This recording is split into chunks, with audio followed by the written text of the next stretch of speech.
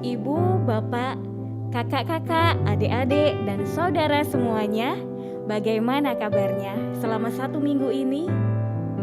Ya, bagaimanapun keadaan kita, tapi tetap yakin dan percaya bahwa Tuhan ada, selalu menemani dan mengasihi kita. Ya, Tuhan yang tidak pernah meninggalkan kita.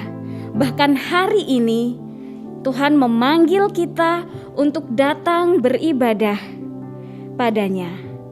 Yuk kita sama-sama datang beribadah kepada Tuhan. Kita sama-sama menghayati dan meyakini bahwa ibadah ini berlangsung di dalam nama Tuhan yang menjadikan langit dan bumi. Alam semesta yang mengagumkan sudah Tuhan ciptakan, mengingatkan kita tentang betapa luar biasanya Tuhan Allah kita.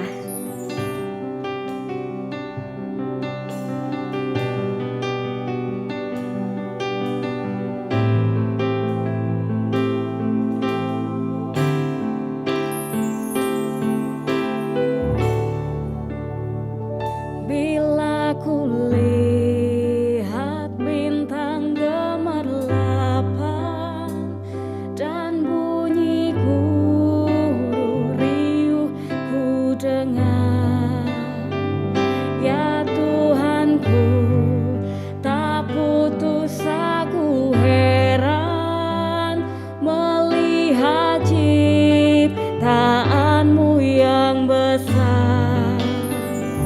Maka jiwaku pun memujimu, sungguh besar Kau Allahku.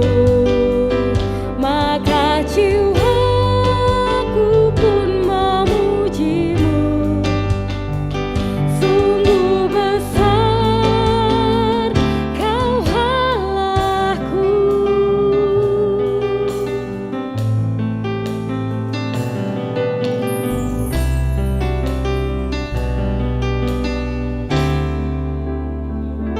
Ya Tuhanku, apabila ku renungkan pemberian-Mu dalam penebus, ku tertegun bagiku dicurahkan oleh Putra-Mu, darahnya kudus. Maka jiwaku pun memujimu, sungguh besar Kau Allahku. Maka jiwaku pun memujimu, sungguh besar Kau Allahku. Kau Allahku.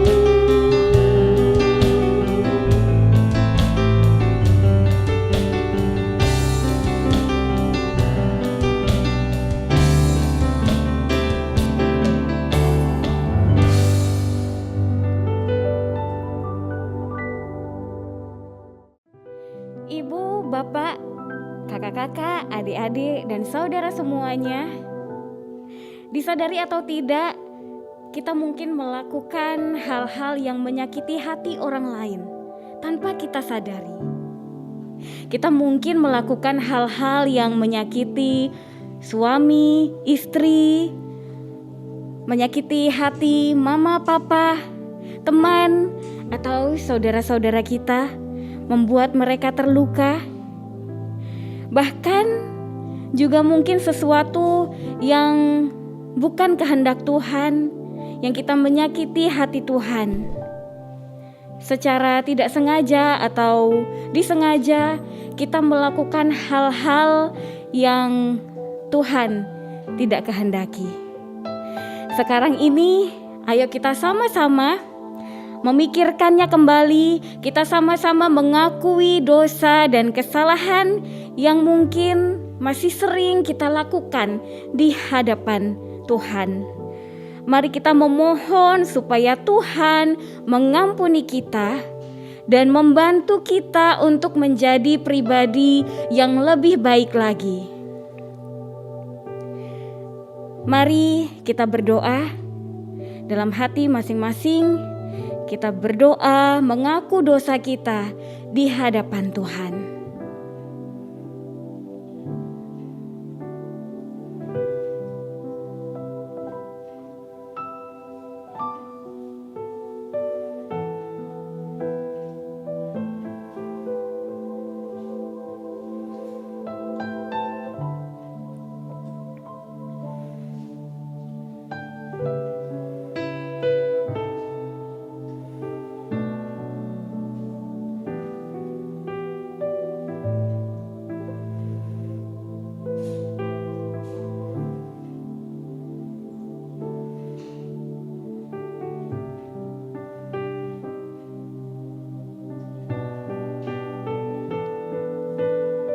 Ini kami Tuhan, pribadi yang tidak sempurna dan sering melakukan kesalahan kepada Tuhan, kepada orang-orang di sekitar kami.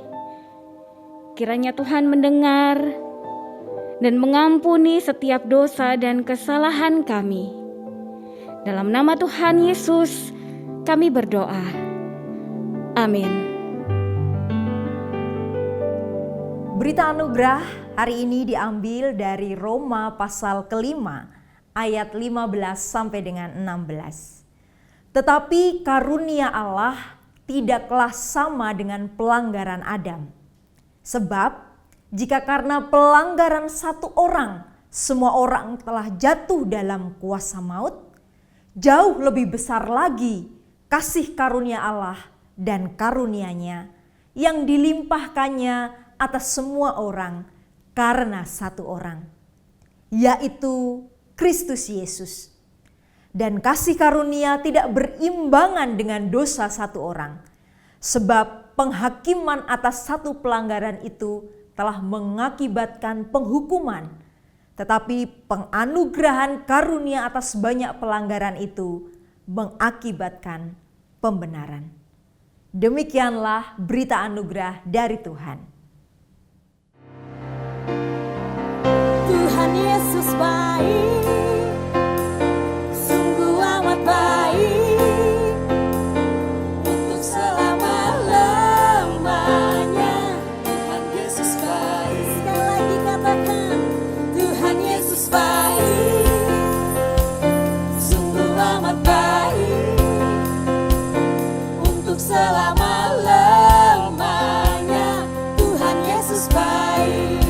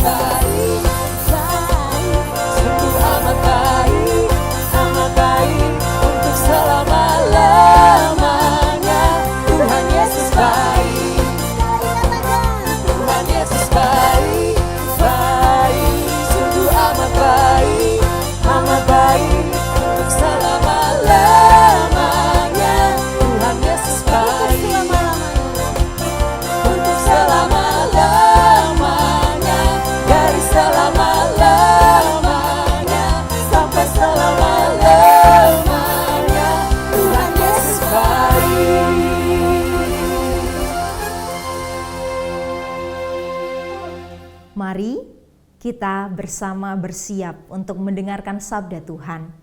Kita akan berdoa. Tuhan, sungguh Engkau baik. Kami manusia yang penuh kelemahan ini, Tuhan terus panggil untuk dekat padamu. Saat ini Tuhan, kami ingin mendengar sabda Tuhan. Biarlah Tuhan menolong kami untuk boleh mengerti, untuk boleh melakukan dalam kehidupan kami. Hamba-Mu yang menyampaikan sabda-Mu, yang penuh dengan kelemahan dan keterbatasan, biarlah tidak menjadi penghalang untuk kuasa Tuhan nyata di dalam sabda-Mu ini. Dalam Kristus kami berdoa dan bersyukur. Amin. Pengkhotbah 3 ayat 1 sampai dengan 15. Pengkhotbah pasal yang ketiga ayat 1 sampai dengan 15. Untuk segala sesuatu ada masanya. Untuk apapun di bawah langit ada waktunya. Ada waktu untuk lahir, ada waktu untuk meninggal. Ada waktu untuk menanam, ada waktu untuk mencabut yang ditanam. Ada waktu untuk membunuh, ada waktu untuk menyembuhkan. Ada waktu untuk merombak, ada waktu untuk membangun. Ada waktu untuk menangis, ada waktu untuk tertawa. Ada waktu untuk meratap, ada waktu untuk menari. Ada waktu untuk membuang batu, ada waktu untuk mengumpulkan batu. Ada waktu untuk memeluk, ada waktu untuk menahan diri dari memeluk. Ada waktu untuk mencari, ada waktu untuk membiarkan rugi. Ada waktu untuk menyimpan, ada waktu untuk membuang. Ada waktu untuk merobek dan waktu untuk menjahit. Ada waktu untuk berdiam diri, ada waktu untuk berbicara. Ada waktu untuk mengasihi, ada waktu untuk membenci. Ada waktu untuk perang, ada waktu untuk damai. Apakah untung pekerja dari yang dikerjakannya dengan berjerih payah? Aku telah melihat pekerjaan yang diberikan Allah kepada anak-anak manusia untuk melelahkan dirinya. Ia membuat segala sesuatu indah pada waktunya. Bahkan ia memberikan kekekalan dalam hati mereka. Tetapi manusia tidak dapat menyelami pekerjaan yang dilakukan Allah dari awal sampai akhir. Aku tahu bahwa untuk mereka tidak ada yang lebih baik daripada bersuka-suka dan menikmati kesenangan dalam hidup mereka. Dan bahwa setiap orang dapat makan, minum, dan menikmati kesenangan dalam segala jerih payahnya, itu juga adalah pemberian Allah.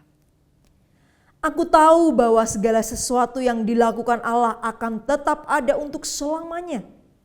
Itu tak dapat ditambah dan tak dapat dikurangi. Allah membuat demikian supaya manusia takut akan Dia. Yang sekarang ada, dulu sudah ada. Dan yang akan datang sudah lama ada. Dan Allah mencari yang sudah lalu. Demikianlah sabda Tuhan. Shalom jemaat yang dikasihi Tuhan. Tidak terasa kita sudah masuk di tahun yang baru, tahun 2022. Bagaimana perasaan Bapak Ibu Saudara memasuki tahun yang baru? Apakah Bapak Ibu Saudara merasa bahagia? Merasa sangat bersemangat memasuki tahun ini? Merasa penuh harapan? Atau jangan-jangan sebaliknya, merasakan sedih memasuki tahun baru, memasuki tahun baru ini penuh kekecewaan? Bapak Ibu Saudara, kemarin saya pergi ke Jawa Timur bersama dengan suami saya mengendarai mobil. Dari Jogja, kemudian Klaten, kemudian Solo, jalanan padat sekali. Bahkan kami harus sering berhenti karena lampu merahnya banyak sekali. Belum lagi kepadatan pasar-pasar tumpah. Bisa dibayangkan betapa padatnya jalan. Tetapi setelah keluar dari Kartasura, kami mengambil jalan tol. Nah, di jalan tol ini kami enak sekali Bapak Ibu. Lurus jalannya, tanpa hambatan, tanpa lampu merah. Wah, enak sekali. Bahkan di sepanjang perjalanan kami melewati tol ada beberapa rest area. Ada rest area yang kecil hanya dengan beberapa warung dan beberapa toilet. Ada rest area yang sedang, punya rumah makan, ada tokonya. Bahkan ada rest area yang sangat komplit. Ada pom bensin, ada toko oleh-oleh, ada rumah ibadahnya, dan banyak lainnya. Tetapi setelah perjalanan melewati tol, kami keluar dari tol dan harus melewati kembali jalanan-jalanan yang padat, jalanan-jalanan yang banyak lubang. Kami melewati satu daerah yang sering dilewati oleh kendaraan berat. Bisa dibayangkan, lubangnya banyak, bergelombang lagi. Sungguh tidak enak melewati jalan seperti itu. Bapak Ibu terkasih, kita memasuki tahun yang baru. Kita akan mulai berjalan lagi. Layaknya perjalanan yang saya jalani ke Jawa Timur beberapa waktu yang lalu, kehidupan kita pun seperti sebuah perjalanan. Kadang kita harus berjalan melewati kepadatan, banyak hal yang mengganggu kita sampai-sampai kita harus terpaksa berhenti sejenak. Tetapi kadangkala kita juga seperti melewati jalan tol dalam hidup ini. Banyak hal menyenangkan, banyak prestasi yang kita dapat, kesuksesan yang kita dapat. Tetapi tidak dapat dipungkiri bahwa kita juga harus melewati jalan yang berlubang dan penuh dengan gelombang. Kita juga akan melewati dalam hidup ini hal-hal yang kurang menyenangkan, bahkan menyakitkan dan menyedihkan. Lalu apa yang harus kita siapkan untuk memasuki tahun yang baru ini? Bersama-sama kita akan belajar dari refleksi Salomo tentang hidup, dan kita akan melihat bagaimana sang pengkhotbah ini membagikan kepada kita. Kita melihat di dalam Pengkhotbah 3 ayat 1 sampai dengan 15. Salomo menuliskan kondisi manusia dalam sebuah puisi yang sangat indah. Salomo menulis, ada waktu untuk lahir, ada waktu untuk mati. Ada waktu untuk menanam, tetapi ada waktu untuk mencabut.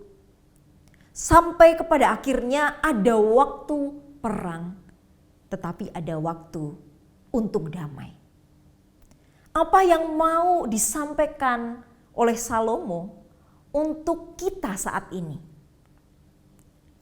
Yang pertama, ketika kita menjalani kehidupan, kita akan berhadapan, kita akan berjumpa dengan berbagai macam peristiwa dan realitas. Kita akan berjumpa dengan pengalaman yang indah dan menyenangkan. Bukan hanya satu atau dua, tapi banyak. Mungkin ada bapak ibu yang senang anaknya lulus kuliah. Ada seorang yang senang akhirnya mendapat jodoh. Ada seorang yang senang akhirnya usahanya sukses. Tetapi walaupun kita berjumpa dengan banyak hal yang indah dan menyenangkan dalam hidup, kita tidak bisa menghindar dari hal-hal yang kurang baik, bahkan buruk dan menyedihkan yang juga akan kita jumpai. Pengalaman menyenangkan dan tidak menyenangkan. Pengalaman yang membahagiakan maupun yang menyedihkan akan datang silih berganti di dalam hidup kita. Maka kita bisa mengatakan bahwa pengalaman-pengalaman kehidupan itu seperti musim. Layaknya musim penghujan, layaknya musim kemarau, mereka datang silih berganti. Dan kalau kita melihat musim itu tidak dapat diprediksi. Dan kita tidak dapat mengkontrol kapan terjadinya. Berapa lama sih musim hujan ini? Berapa lama sih musim kemarau ini? Kapan? Begitu ya. Di mana? Tetapi yang jelas, walaupun kita tidak bisa mengkontrol musim itu, tetapi setiap musim akan berakhir. Setiap musim tidak permanen. Maka Bapak Ibu, mungkin dalam kehidupan kita juga sama. Kita tidak bisa mengkontrol seluruhnya hidup kita. Kapan sih saya bisa sembuh dari sakit saya? Kapan ya hidup saya menjadi lebih baik? Kapan ya usaha saya yang saya rintis ini bisa berhasil? Di mana ya Tuhan akan menempatkan saya setelah saya selesai kuliah? Dan masih banyak lagi. Kita harus melihat bahwa semua itu, semua musim yang Tuhan izinkan hadir dalam hidup kita, pasti akan ada akhirnya. Bapak, Ibu, dan Saudara yang saya kasihi, saya punya seorang sahabat yang kemarin saya kunjungi di Jawa Timur. Mereka sudah menikah beberapa waktu lamanya dan mereka mengharapkan momongan. Puji Tuhan, setelah menunggu beberapa waktu mereka dianugerahi momongan. Teman saya ini dinyatakan hamil. Tetapi apa yang terjadi ketika teman saya ini hamil dalam usia kandungan 7 bulan? Suami yang begitu dia cintai dipanggil pulang oleh Tuhan dengan sangat mendadak karena serangan jantung. Ketika saya mengunjunginya ke sana, saya justru mendengar kata-kata yang sangat bijak dari seorang yang sedang berduka. Dia bercerita kepada saya begini. Saya ini ya pernah bertanya sama Tuhan. Tuhan, kenapa sih kok sekarang? Kenapa harus waktu ini? Kenapa tidak menunggu 2 bulan lagi sampai anak kami lahir? Tetapi kemudian teman saya berpikir, mungkin Tuhan malah tanya balik sama saya ketika saya bertanya seperti itu. Tuhan bertanya, benar po, kalau tunggu anakmu lahir kamu akan siap? Apa iya kamu akan siap kehilangan suamimu ketika anakmu sudah lahir? Atau mau kapan? Mau menunggu 5 tahun lagi? Atau kapan? Menunggu sampai anakmu dewasa? Benar kamu sudah siap? Dan dia merefleksikan, iya, saya tidak akan pernah siap. Tetapi satu yang pasti, musim ini pun akan berlalu. Masa duka ini pun akan berlalu. Bapak Ibu, itulah musim yang silih berganti dalam hidup kita yang tidak bisa kita kontrol. Tetapi kita tahu bahwa musim itu ada masanya, akan berakhir. Bapak Ibu Saudara yang dikasihi oleh Tuhan, ketika kita berjumpa dengan hal-hal yang kita anggap baik begitu ya, menyenangkan, membuat kita bangga, kita tidak pernah bertanya pada Tuhan, Tuhan, kenapa sih saya dikasih nilai bagus? Tuhan, kenapa saya dikasih pasangan yang sangat cinta sama saya? Tuhan, kenapa sih Tuhan melimpahkan berkat banyak banget buat saya? Kita jarang menanyakan hal semacam itu. Tetapi ketika kita menjumpai peristiwa yang sebaliknya, kita sering menanyakan hal itu kepada Tuhan. Bahkan kita kadang merasa hidup ini terlalu tidak adil. Bagaimana mungkin Tuhan mengizinkan peristiwa yang buruk ini terjadi dalam hidup saya? Maka ketika kita ada di dalam musim yang sulit seperti itu, kata kuncinya adalah trust, percaya. Kenapa? Karena bagaimanapun kita tidak akan mengerti semua kejadian yang terjadi dalam hidup kita. Ada kejadian dalam hidup kita yang tidak bisa kita mengerti. Tetapi ingat bahwa Tuhan sering tidak memberi penjelasan kepada kita. Karena Dia mau mengajar kita untuk hidup dalam iman. Maka ketika kita ada dalam musim yang sulit, kita punya dua pilihan untuk kita tempuh. Pilihan pertama, kita mengizinkan diri kita itu diseret oleh pengalaman itu, diseret oleh peristiwa buruk itu, oleh musim yang sulit itu, ke dalam lembah ketakutan, kecemasan, kemarahan, keputusasaan, sampai menghancurkan diri kita. Atau kita bisa memilih jalan kedua. Kita gunakan musim yang sulit ini, hal yang menyakitkan dalam hidup kita ini, sebagai kesempatan kita untuk bertumbuh. Tentu kita akan memilih setiap kesulitan itu menjadi sarana bagi kita untuk terus bertumbuh. Dan kita tidak akan mengizinkan musim sulit itu menyeret kita ke dalam kekelaman. Lalu apa yang dikatakan oleh Salomo sang pengkhotbah ini untuk kita lakukan menjadi dasar bagi kita untuk menjalani tahun yang baru ini. Kita bisa melihat apa yang Salomo katakan di dalam ayat 12 dan 13. Ayat 12 berkata demikian.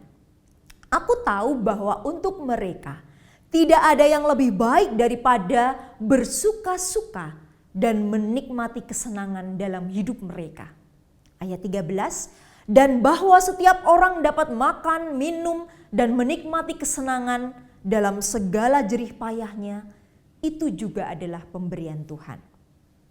Saya mencari di dalam bahasa asli lalu terjemahan-terjemahan lain, ada yang begitu mengena dari NIV.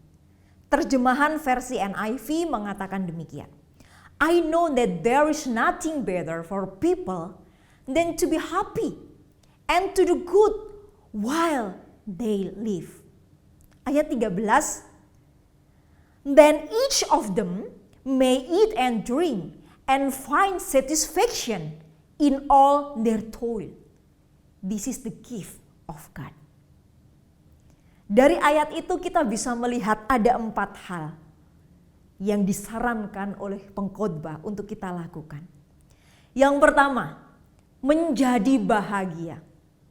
Sederhana ya, tetapi tidak mudah untuk kita lakukan. Seberapa besar dari kita yang menjalani hidup kita ini dengan bahagia? Apakah benar kita semua sudah menjalani hidup kita dengan bahagia? Bahagia dalam hal ini bukan berarti hidupnya tidak ada masalah.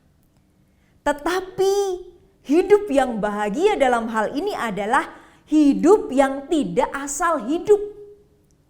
Hidup yang tahu mau kemana, mau mengisi hidup ini dengan apa.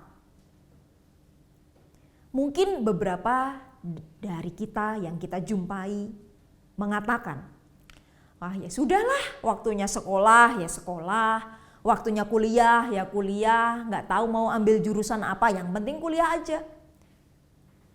Saya aja gak tahu kok passion saya apa. Nanti waktunya semua kerja ya kerja sedapat-dapatnya. Nanti waktunya teman-teman menikah ya saya menikah. Takut dikatain perawan tua. Takut dikatain ya perjaka tidak laku. Bahkan yang lebih parah, ada keluarga-keluarga yang sekedar menjalani hidup dan ketika mereka melihat tetangga mereka punya mobil, mereka pun segera ambil pinjaman dari bank supaya mereka juga punya mobil. Bapak, Ibu, Saudara, inilah pentingnya hidup dengan bahagia. Menjadi bahagia artinya tidak asal hidup, tetapi tahu benar apa yang kita lakukan. Tahu benar mau isi dengan apa hidup ini, dan tahu benar kemana kita mau melangkah. Yang kedua, melakukan hal-hal baik. To do good. Nah, kita sudah terbiasa melakukan hal-hal baik untuk orang lain. Tetapi kalau untuk diri sendiri, kadang kita lupa melakukan. Kita bukan to do good tetapi memanjakan diri.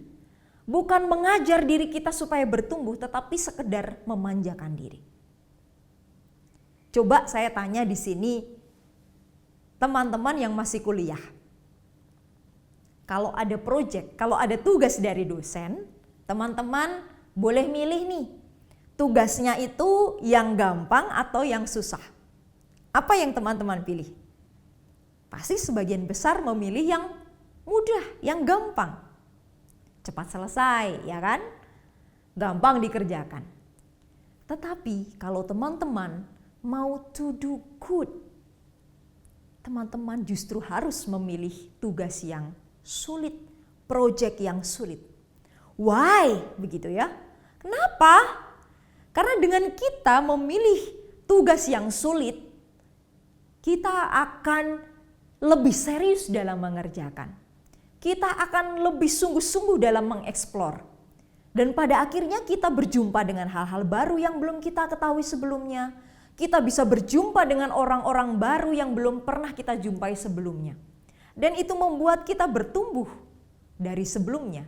Dan kita bisa lebih siap daripada teman-teman kita yang lain.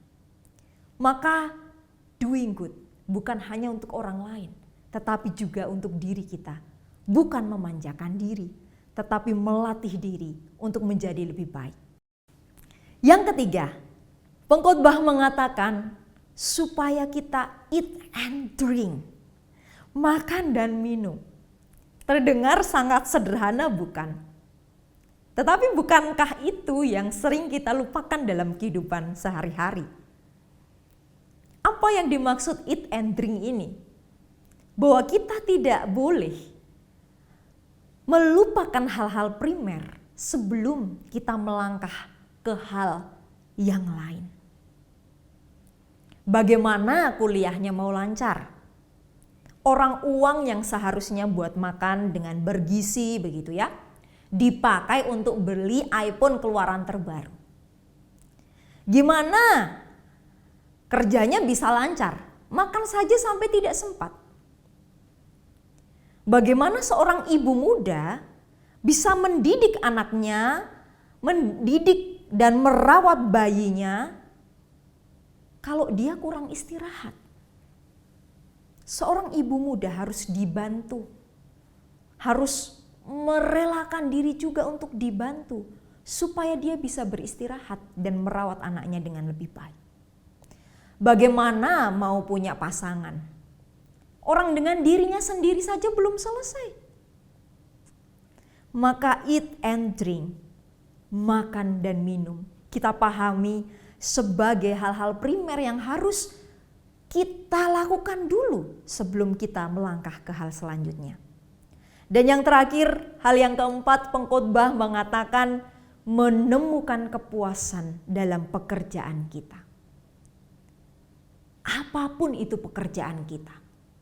Pengusaha, karyawan, pegawai, buruh, pedagang, guru, dosen, ibu rumah tangga.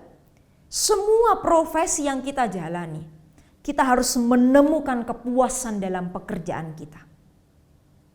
Kalau kita kerja hanya sekedar kerja hanya dalam tanda kutip nunut supaya bisa makan, kita tidak akan merasa fulfill di dalam diri kita. Maka disitulah pentingnya kita menemukan kepuasan dalam pekerjaan kita. Sudahkah saya mencintai pekerjaan saya? Apakah benar di sini tempat saya? Apakah benar saya sudah bahagia dengan pekerjaan saya. Maka dari itu 4 hal ini yang ditulis oleh Salomo sang pengkhotbah bisa menjadi bekal untuk kita menjalani tahun yang baru. Bapak, Ibu, Saudara yang terkasih, mari kita jadikan hari ini sebagai penanda awal yang baru. Sebagai sebuah kesempatan baru untuk memulai lagi hubungan yang baik dengan pasangan kita. Untuk mengerjakan tanggung jawab kita dengan sebaik-baiknya. Untuk sekolah, untuk kuliah, memulai dari awal dengan sungguh-sungguh. Untuk merengkuh anak-anak kita dengan hangat, relasi yang hangat yang sebelumnya kita lupakan. Untuk melayani sesama dengan lebih baik lagi. Kita percaya setiap musim akan kita lewati dengan baik bersama dengan Tuhan. Amin. Tuhan memberkati. Mari Bapak Ibu Saudara yang terkasih, kita akan berdoa. Tuhan, terima kasih untuk sabda yang sudah Tuhan taburkan di dalam hati kami. Biarlah sabdamu ini ya Tuhan, boleh sungguh-sungguh tertanam di dalam setiap hati kami. Menjadi pedoman bagi kami untuk menjalani tahun yang baru. Tuhan, kami sadar bahwa di dalam tahun yang berjalan ini, kami akan menjumpai banyak hal. Tetapi kami mau belajar percaya dan beriman kepada Tuhan. Baik suka ataupun duka yang harus kami lewati, kami mau percaya akan kebaikan dan pemeliharaan Tuhan. Bahkan dalam setiap musim yang sulit, kami mau menjadikan itu kesempatan untuk kami bertumbuh. Bukan malah menyeret kami ke dalam lembah kekelaman. Tuhan, jika saat ini ada di antara kami yang masih berat untuk memasuki tahun yang baru, kami mohon berkat dari Tuhan, sentuhan dari Tuhan, sehingga saudara-saudara kami ini boleh melangkahkan kaki dengan ringan memasuki tahun yang baru. Tahun yang lalu mungkin berat, tetapi kami percaya tahun ini penyertaan Tuhan, janji-janji Tuhan akan diturunkan kepada kami. Kami juga berdoa ya Tuhan untuk perekonomian bangsa dan negara kami, untuk keadaan COVID dengan varian baru yang mulai muncul. Kami sungguh memohon belas kasih Tuhan. Janganlah Tuhan, jika kami boleh memohon, janganlah gelombang-gelombang lain menghampiri kami. Tetapi biarlah kami boleh taat dengan protokol kesehatan, kami boleh memiliki gaya hidup yang baik, sehingga kami boleh terbebas dari pandemi ini. Kami juga berdoa untuk gereja kami. Kami percaya Tuhan menjadikan gereja kami alat untuk boleh menolong sesama kami, menjangkau mereka yang tersisihkan, menjadi peneduh bagi mereka yang merasa tidak punya rumah.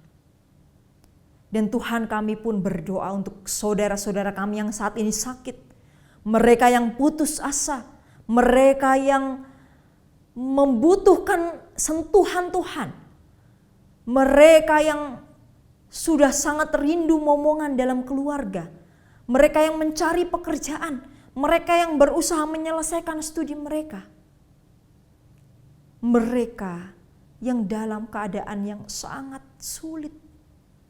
Kami sungguh berdoa, biarlah Tuhan mengutus kami untuk menjadi teman dan sahabat buat mereka.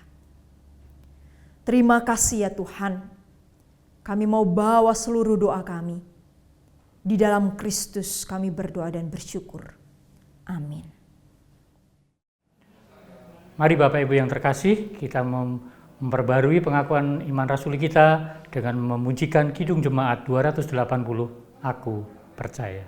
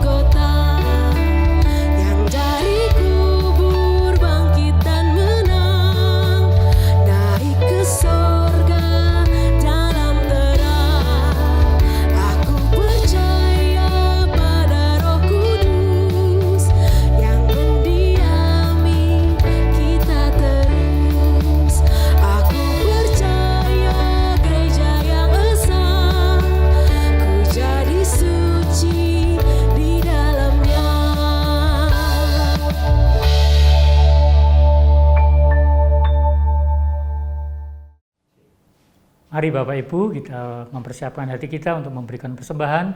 Sebagai ayat dasar yang kita pakai untuk persembahan terambil dari Ratapan 3 ayat 22 sampai 23 yang demikian. Tak berkesudahan kasih setia Tuhan, tak habis-habisnya rahmat-Nya, selalu baru tiap pagi, besar kesetiaan-Mu. Mari kita memberikan yang terbaik untuk Tuhan.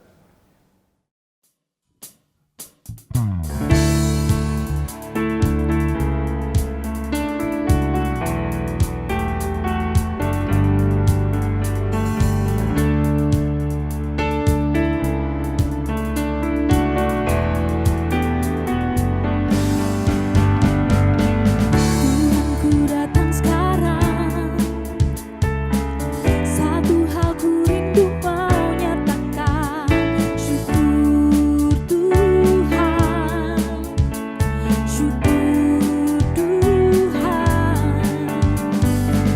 buat segala yang Kau berikan, buat segala yang akan Kau nyatakan, syukur Tuhan, syukur Tuhan. Hati bersyukur, nyanyikan pujian, tangan terangkat, memuji Tuhan.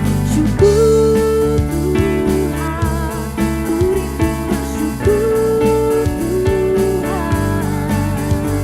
Syukur Tuhan, ku rindu bersyukur Tuhan. Syukur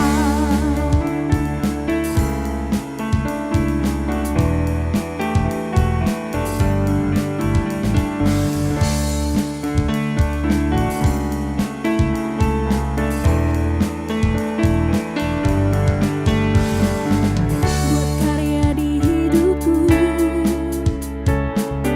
usir kegelapan dan berikan terang-Mu. Syukur Tuhan, syukur Tuhan. Kau angkat aib dosaku, Kau angkat sakit dan sembuhkanku. Syukur Tuhan, syukur Tuhan. Hati bersyukur, nyanyikan pujian, tangan terangkat, menyembah Tuhan. Syukur Tuhan, ku rindu bersyukur Tuhan. Syukur Tuhan, ku rindu bersyukur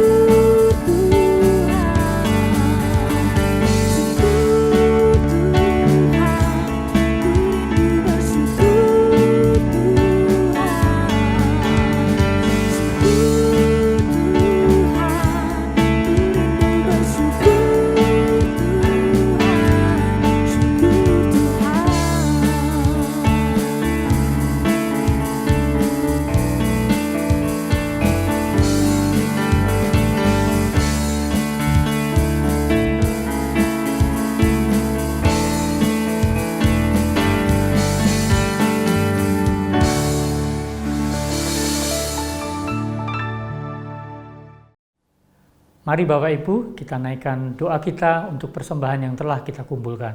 Mari kita berdoa. Bapa, kami mengucap syukur untuk setiap berkat yang Tuhan berikan kepada kami dalam kehidupan kami, dalam keseharian kami. Kami mengucap syukur untuk kesempatan kami boleh mengumpulkan persembahan kami. Engkau sucikan, Engkau berkati. Biarlah persembahan ini boleh kami pakai untuk pelayanan-Mu di gereja-Mu di sini. Kami juga berdoa untuk tangan-tangan yang mengelola. Kiranya Engkau juga memberkati. Kami mau melakukan ini untuk semuanya demi kemuliaan nama Tuhan. Dalam Kristus Yesus kami mengucap syukur dan memohon. Amin.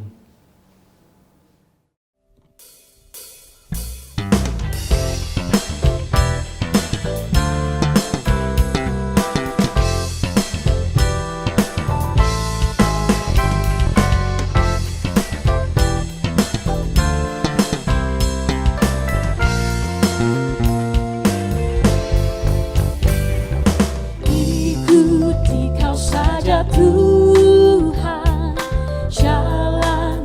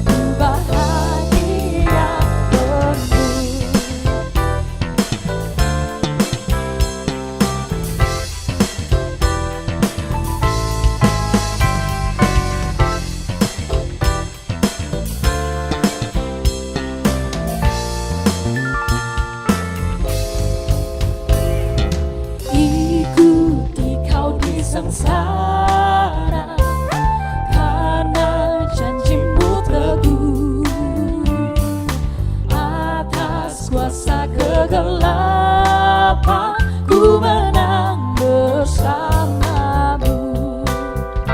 Aku ingin ikuti Kau dan mengabdi padamu. Dalam Dikau juru selamat, ku bahagia penuh.